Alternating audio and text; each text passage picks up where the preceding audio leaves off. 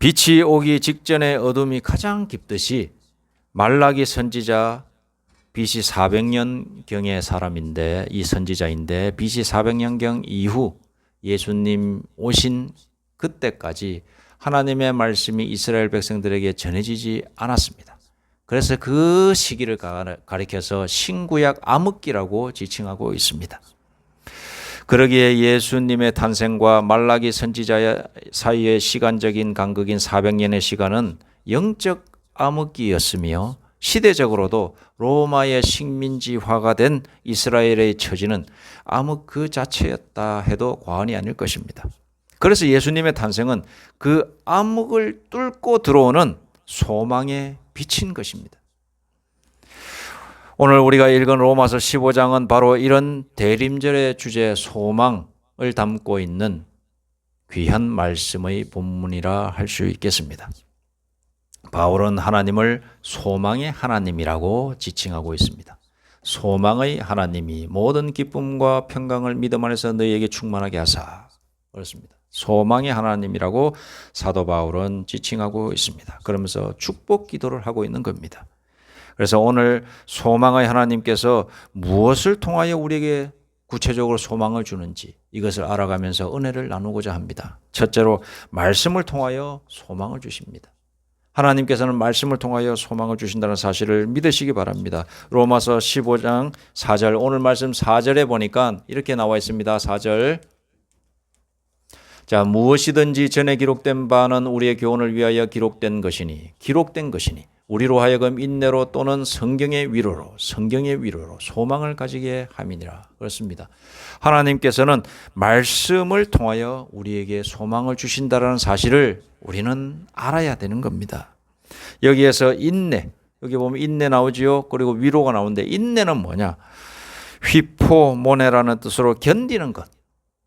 그런데 단순히 견디는 것, 무엇을 참는 것에 국한된 것이 아닙니다. 이것은 누르는 압력 아래에서도 믿음을 잃지 않는 능동적인 행동을 가리키는 단어가 되겠습니다. 또 위로가 나오죠. 위로, 성경의 위로는 파라클레시스라는 말인데, 이것은 토닥여주는 위로, 그냥 너를 위로한다, 너 참 안 됐구나, 이 정도가 아니라 다시 일어서도록 용기를 부어주는 격려라는 의미가 담겨 있습니다. 바울은 이렇게 말합니다. 그래서 말씀의 인내와 말씀의 위로가 우리를 일으켜 세워 소망을 만든다. 그렇습니다. 하나님의 말씀 안에 푹 빠져 있는 신자는 말씀으로 말미암아 인내가 샘솟는 줄로 믿습니다. 말씀 안에서 하나님의 위로를 경험하고 나아가 새로운 소망 속에서 새로운 삶을 나아가게 되는 줄로 믿습니다. 우리가 성경을 읽으면 하나님의 음성을 듣는 것이나 마찬가지입니다. 아니, 우리가 성경을 읽는데 왜 하나님의 음성을 듣는다라고 말하지? 이런 생각이 잠깐 들 수 있어요. 그런데 성경은 그러한 책입니다. 성경에 대한 선지자들의 간증은 한결같이 성경이 곧 하나님의 음성입니다. 하나님의 말씀입니다라고 간증하고 있습니다. 그리고 증거하고 있습니다.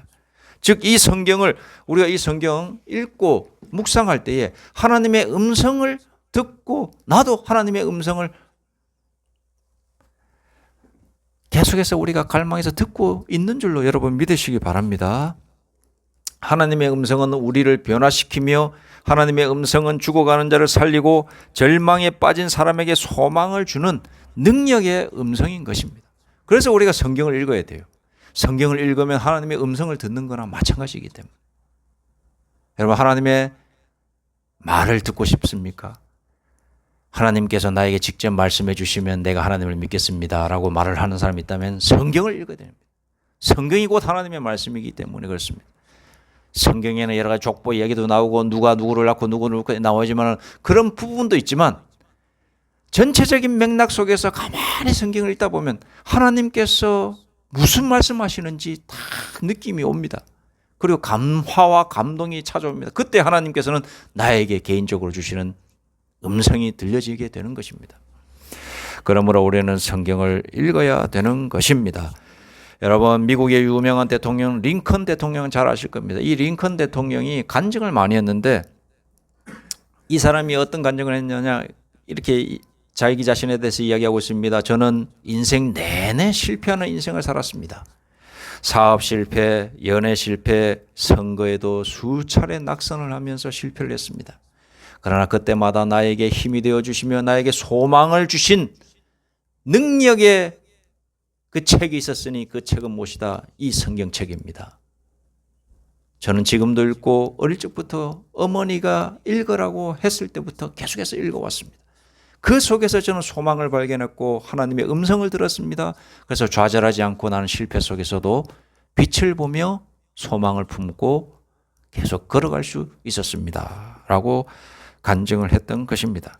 결국 그는 미국의 가장 위대한 대통령으로 추앙받게 되었고 성공이라면 성공적인 인생을 살다가 또 하나님의 품으로 간 것입니다. 여러분, 성경을 읽어야 하나님의 음성을 듣게 되고 믿음이 또한 생겨난다는 사실을 여러분 믿으시기 바랍니다. 성경 안 읽으면 아무것도 안 됩니다. 성경과 멀어질수록 우리는 절망을 빠르게 느끼지만 말씀 가까이 있을수록 그 말씀이 소망의 숨을 불어넣는다는 사실을 여러분 믿으시기 바랍니다. 두 번째로 우리 소망의 하나님께서는 믿음의 공동체를 통하여 우리에게 소망을 주신다는 사실을 아셔야 됩니다. 로마서 오늘 15장 5절에서 7절입니다. 이제 인내와 위로의 하나님이 너희로 그리스도 예수를 본받아 서로 뜻이 같게 하여 주사. 자, 예수 그리스도를 통하여서 공동체가 이루어지게끔 하셨습니다. 한 마음과 한 입으로 하나님 곧 우리 주 예수 그리스도의 아버지께 영광을 돌리게 하려 하노라. 믿음의 공동체 안에서 이런 신앙 고백을 하게 한다 이 말이죠. 그러므로 그리스도께서 우리를 받아 하나님께 영광을 돌리심과 같이 너희도 서로 받으라. 그렇습니다. 서로 격려해라. 서로 위로해줘라. 받으라라고 하는 이 말, 여러분 핵심적인 단어가 되겠습니다. 서로 받으라. 받으라. 프로슬람 바네스테. 헬라어가 되겠습니다. 팔을 벌려서 끌어안아 공동체 안에서 맞아들이라 이 뜻입니다. 우리 하나님, 우리의 소망의 하나님께서 우리에게 소망을 주신 것은 어디에서 소망을 주시냐? 교회 안에서 교회 공동체를 통하여서 우리에게 소망을 허락해 주고 계신다라는 사실입니다. 우리가 교회를 욕하는 사람들이 많이 있죠. 오늘날 교회를 폄하하고 낮추어 보는 집단과 개인들이 많아진 것이 사실입니다. 또 교인들 행실 보면서 못마땅해 하는 사람들 많이 있는 것이 사실입니다만 그래도 사회보다 교회가 아름다운 곳이며 세상 사람들보다 교인들이 조금은 더 나은 행실의 소유자들이라는 사실은 여전히 변하지 않는 사실입니다.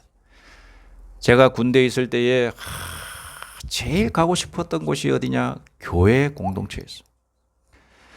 군대에 있을 때 다 주변에 있는 고참들이라고 나를 위로해 준다고 하고 다 뭐 한다고 하지만 교회 안에 들어가서 그 믿음의 사람들과 같이 있을 때만큼 못해. 물론 교회 안에서도 형제자매들 서로 이렇게 생활하다 보면 부닥치는 것도 있고 좀 맞지 않는 것도 있지만 그래도 군대 가기 전에 다녔던 그 교회의 그 형님들, 동생들하고 지냈던 삶이 정말로 천국이었다는 생각이 들더라고요. 여러분, 우리 교회가 총량적인 측면에서 세상보다 정의롭고 윤리적이라는 사실을 부인할 수가 없습니다. 이거는 교회 다니는 사람들은 압니다. 교회가 아무리 부정부패가 많다고 요즘 손가락질을 당하고 해도 세상만큼은 아니에요. 이걸 확신할 수가 있습니다. 저도 사회생활을 많이 해보고 이렇게 여러 가지 직장도 다니고 경험도 하지만은 이 세상은 더 악하고 더 나락에 빠져 있어요. 그러나 교회 안에서 물론 문제가 없다는 건 아니지만 그래도 총량적인 측면에서 보면 더 정의롭고 더 윤리적이다. 얼마 전 부목사로 있었던 교회 권사님을 개인적으로 만났습니다. 그 권사님과 믿음의 대화를 나누었습니다. 그 권사님도 남편분이 질병으로 인해서 좀 안 좋은 상황이에요. 대화 중에 이제 나누다가 제 아들 얘기도 하고 제 첫째 아들이 수술 후유증으로 다리가 안 좋으니까 그런 얘기도 하고 그러면서 믿음의 대화를 쭉쭉 나눴습니다. 그 시간 속에서 하나님의 소망을 발견하는 시간을 가질 수 있었습니다. 권사님도 아픔을 저에게 얘기하고 저희도 아픔을 얘기하고 그 속에서 하나님의 뜻을 발견합시다 이렇게 하고 가만히 생각해 보면 세상 어디에서 이런 대화를 서로 위로하며 소망을 줄 수 있겠습니까? 심지어는 부모에게 아니면 형제 자매 간에도 할 수 없는 대화를 믿음이라는 공동체 아니기 때문에 서로 대화를 할 때가 있습니다. 그러면서 서로 위로해 주고 소망을 줍니다. 그 누가 허락해 주신 것이냐? 우리 하나님께서 허락해 주신 겁니다. 하나님께서 예수 그리스도를 보내주시어서 그 하나의 믿음이라고 하는 그 믿음 안에서 공동체를 이루어서 그 공동체 안에 있는 사람들이 서로 나누게끔 안 하셨으면 이 소망을 느낄 수가 없는 겁니다. 그래서 우리 하나님께서는 이 믿음이라고 하는 믿음의 공동체라고 하는 교회를 통하여 우리에게 소망을 주고 계신다는 사실을 아시고 교회를 사랑하시고 또 교회에 오는 것을 우리가 좋아해야 되는 겁니다. 세 번째로 우리 하나님께서는 소망의 하나님께서는 그리스도 예수를 통하여 소망을 주고 계십니다. 8절에서 12절 말씀 내가 말하노니 그리스도께서 하나님의 진실하심을 위하여 할례의 주종자가 되셨으니 이는 조상들에게 주신 약속들을 견고하게 하시고 이방인들도 그 긍휼하심으로 말미암아 하나님께 영광을 돌리게 하려 하심이라. 기록된 바 그러므로 내가 열방 중에 주께 감사하고 주의 이름을 찬송하리로라 함과 같으리라. 또 이르되 열방들아 주의 백성과 함께 즐거워하라 하였으며 또 모든 열방들아 주를 찬양하며 모든 백성들아 그를 찬송하라 하였으며 또 이사야가 이르되 이새의 뿌리 곧 열방을 다스리기 위하여 일어나시는 이가 있으리니 열방이 그에게 소망을 두리라 하였느니라. 예수 그리스도를 말하는 겁니다. 이사야 선지자가 누구를 통하여 소망을 얻는다라고 말을 하냐면 그를 통하여 소망을 얻는다라고 말을 하는데 그는 누구냐? 하나님께서 보내신 독생자 예수 그리스도를 지칭하는 말입니다. 여러분, 예수님이 오셨기 때문에 이스라엘이 완전한 소망 속으로 들어갈 수가 있었던 겁니다. 나아가 예수님이 오셨기에 이방인들에게도 하나님의 소망이 들어오게 되는 겁니다.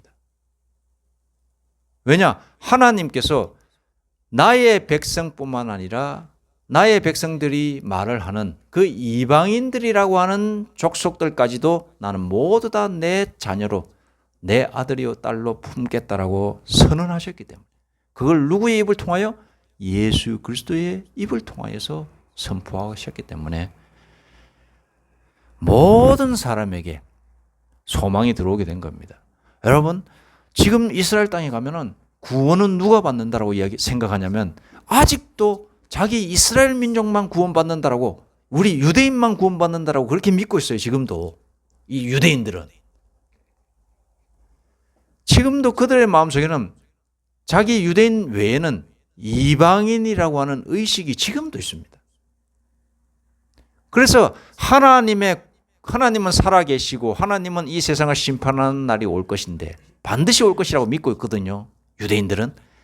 그러면 그 심판 날에 어떻게 될 것인가? 우리만 구원받고 우리 외에 다른 이방 세계들은 다른 나라의 족속들은 다 멸망받는다고 그렇게 믿고 있어요. 지금도. 그러나 예수님은 2000년 전에 선포하셨어요. 너희 이스라엘 사람들아 너희만 구원받을 줄 착각하지 마라. 하나님은 모든 사람 모든 인류를 구원하시기 위하여 나를 보냈노라. 이렇게 말씀하신 겁니다. 하나님의 소망의 하나님은 예수 그리스도를 믿는 자들에게 구원과 영생을 허락해 주고 계신다는 사실을 여러분 믿으시기 바랍니다.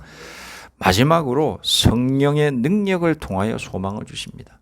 우리 소망의 하나님은 성령의 은혜로 성령의 능력을 통하여 소망을 계속해서 부어주신다는 사실입니다. 13절 말씀 마지막 절 말씀이죠. 우리 다 함께 천천히 하겠습니다. 시작. 소망의 하나님이 모든 기쁨과 평강을 믿음 안에서 너희에게 충만하게 하사 성령의 능력으로 소망이 넘치게 하시기를 원하노라. 아멘. 우리 소망의 하나님께서 성령의 능력으로 우리 속에 있는 것들을 강하게 하여 주시어서 날마다 하나님께서 주시는 소망으로 살게끔 해 주신다는 사실을 믿으시기 바랍니다. 여러분, 우리 하나님은 우리가 혼자 있는 것을 원하지 않습니다. 항상 자신 안에 있기를 원하십니다. 그래서 눈에 보이지 않는 하나님께서 어떻게 오시느냐? 성령, 거룩한 영으로서 우리 속에 들어오시기를 원하고 계십니다. 요한계시록 3장 20절에 보니 이렇게 말씀이 나오고 있습니다. 내가 문 밖에 서서 두드리노니 누구든지 내 음성을 듣고 문을 열면, 그 문은 무엇이냐? 우리의 마음의 문이에요. 믿음의 문을 열고 나를 믿으면 내가 너에게로 들어간다. 들어가다니 내 마음에는 문이 없는데, 그러나 우리가 마음 문을 열고 내가 믿습니다라고 고백하면 그게 문이 열리는 겁니다. 그렇게 믿습니다라고 고백하고 입으로 시인하고 마음으로 믿으면 그게 문을 확장히 여는 거예요. 그러면 내가 너에게로 들어간다. 들어갈 때 누가 들어오냐? 성령님이 들어오신다는 거예요. 그걸 가리켜서 신학적 용어로 내주하신다. 내 속에 들어와서 주님이 되어주신다. 내 마음의 의자에 우리 하나님께서 앉으신다. 그분이 성령님이. 그러면 우리에게는 끝없는 소망이 생긴다. 구원의 소망, 영생의 소망이 생겨서 그 속에서 세상이 알 수 없는 평안이 나에게 흘러넘치게 된다. 여러분, 이 사실을 믿으시기 바랍니다. 우리 소망의 하나님께서는 이와 같습니다. 말씀을 통하여서 우리에게 소망을 매일 주시고, 말씀 보는 자에게 하나님께서는 음성을 들려주시기 때문에 소망이 끊이지가 않는 겁니다. 절망이 없습니다. 우울증이 없습니다. 고통이 없습니다. 심리적 불안이 없습니다. 혹 찾아온다 할지라도 하나님의 음성을 통하여서 이겨낼 수가 있는 겁니다. 그리고 우리의 믿음의 공동체 교회를 통하여서 우리에게 소망을 주십니다. 그리고 예수 그리스도의 은혜로 말미암아 우리에게 소망을 주십니다. 그리고 성령님의 능력으로 말미암아 우리에게 소망을 주신다는 사실을 아시고 오늘 하루를 또 이번 한 주간을 소망 속에서 살아가시는 저와 우리 모두가 되기를 소망합니다. 기도드리겠습니다. 거룩하고 존귀하신 하나님 아버지, 우리에게 말씀을 통하여 또 교회를 통하여 예수 그리스도를 통하여 또 성령님의 능력을 통하여 끊이지 않는 소망을 허락해 주시니 감사합니다. 이 험악한 세상 속에서 여러 가지 유혹과 고통이 있는 세상 속에서 소망의 은혜를 갈망하며 살아가는 저희 모두가 되게 인도하여 주시옵소서. 예수님의 이름으로 기도드립니다. 아멘.